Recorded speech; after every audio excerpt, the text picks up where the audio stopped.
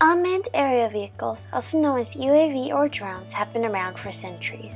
It was solely developed and used for military purposes when it was first developed. The earliest records of UAV dates all the way back to 1849 when the Austrians attacked Venice using hot air balloons filled with explosives.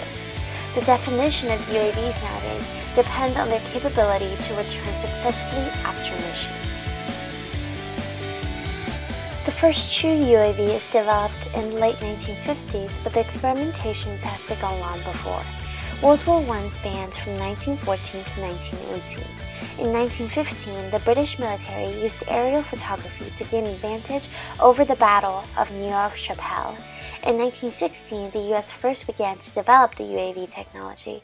The Kettering bug, developed by Charles F. Kettering, was first built in 1917.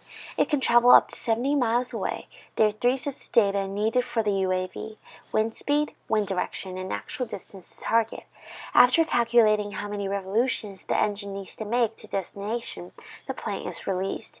After the revolutions are done, the cam drops and explosives fall to the ground. During World War II, Reginald Denny created the first remote-controlled aircraft called Radioplane OQA-2, and it was the first mass-produced drone. As to the impacts that UAVs and drones had on World War I would like to argue that World War I had more of an impact on UAV than the other way around. This is because the booming of technologies during World War I inspired the experimentation and manufacturing of UAVs. The UAVs, however, were not used in World War I and were not fully developed until World War II, when it had more of an impact. Currently, this technology is incredibly prevalent in both the military world and our daily lives. The drones nowadays are more developed and widely used in the military. In fact, the primary use of drones today are still military uses. The Obama administration ordered for 10 times more airstrikes using drones than previous administrations, with a total of 562 strikes to places like Pakistan, Somalia, and Yemen. The unintended consequences are inherently the new uses that has been developed for UAVs. For example, they can be used personally as children's toys. They can be used in healthcare to deliver medication to rural or disaster-struck areas where trucks and vehicles cannot access. It can be used for scientific research to scout places considered too dangerous for humans. It can be used in agriculture to monitor crop growth and production. Despite the long history of drones, UAVs are still developing technologies across the world as new opportunities and uses are being discovered on a daily basis.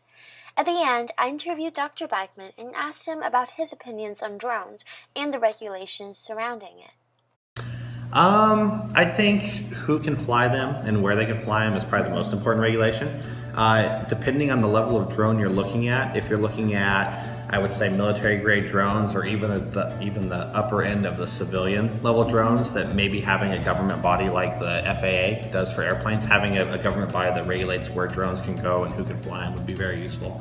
Lower-level drones, things like the ones that maybe only go like 50 or 100 feet in the air, those I wouldn't worry so much about, although I do think there should be privacy laws in place that prevent people from taking those drones and abusing the ability to get into places where they shouldn't, to look at things they shouldn't.